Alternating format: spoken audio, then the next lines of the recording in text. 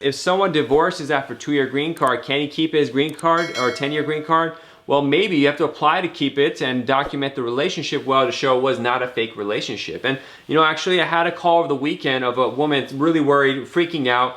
She had not used an attorney and she had asked her friend, oh, I have a 2-year green card. I want to get my permanent green card. What do I do? And the friend said, oh, you file Form I-90. Now, Form I-90 is what's used if you have a 10-year green card, it expires, and you're going to apply for a new 10-year green card. That's Form I-90. You can apply for it online or by paper. I usually do paper if I'm going to do it. But when you have a 2-year green card, you have to file Form I-751, removal of conditions, not Form I-90. And so this woman got a denial notice, was freaking out, really scared. Her green card had expired and now she gets a denial notice and she thinks she doesn't have a green card. Well, the problem is she is in a bad situation because you're supposed to file Form I-751 with evidence of the relationship before the expiration of the 2-year green card. And in this case, she didn't do that. Green card's expired, so probably she'll need to file the I-751 now, but there is a chance that she will get a notice to appear, NTA, notice to appear in immigration court for removal.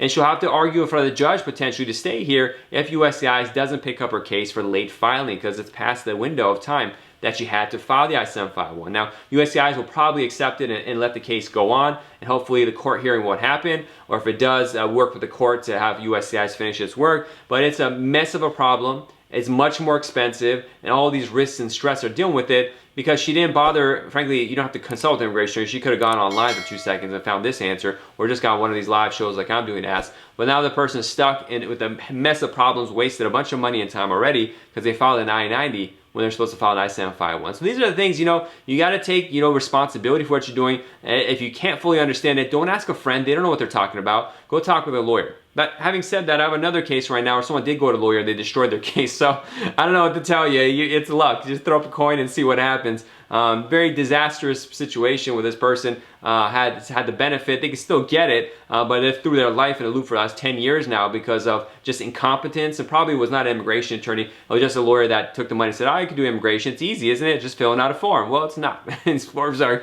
complicated. It takes me a long time to study and get this stuff. It's going to be just as difficult for everyone else. So it's not saying getting an immigration attorney will fix everything, but you got to research online tools that we have now. It's much easier to research who is a good immigration attorney, who's not. I did a video last Friday, I'm editing right now, hopefully it'll be out in a couple of days, that breaks down the 8 steps on how to find an immigration attorney, how to find and choose an immigration attorney. I go through the process I would do if I was going to pick an immigration attorney.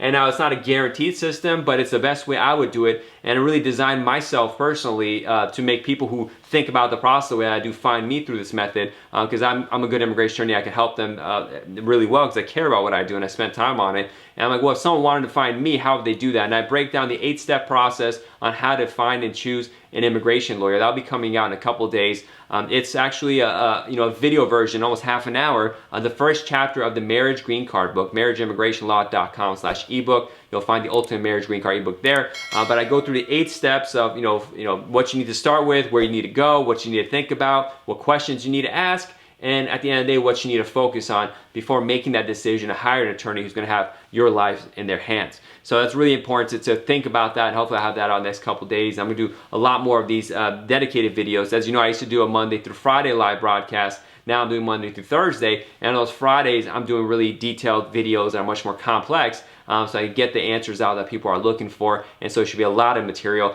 Best thing to do is to go to YouTube page for JQK Law, JQK Law Firm, or JQK Law. That's the best place to see that kind of information.